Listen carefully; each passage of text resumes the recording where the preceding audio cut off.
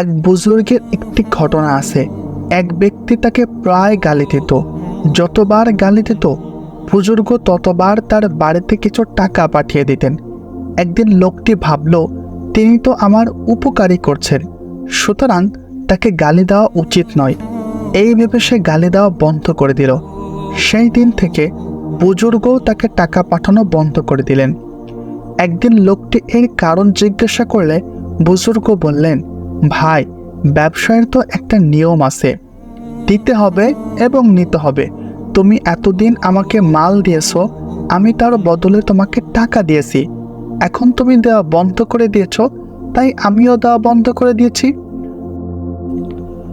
লোকটি বলল, কই, আমি তো কখনো আপনাকে কোনো কিছু দিতাম না।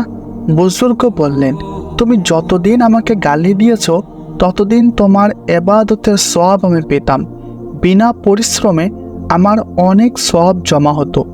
এখন তুমি গালি দেওয়া বন্ধ করে দিয়েছ, ফলে আমার আর সেই উপকার হয় না, তাই আমিও তোমার উপকার বন্ধ করে দিয়েছি।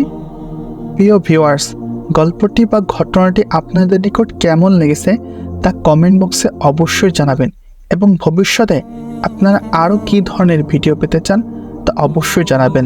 দেখা হবে অন্য কোনো ভিডিওতে। ততক্ষণ পর্যন্ত ভালো থাকবেন, সুস্থ থাকবেন। আল্লাহ হাফেজ।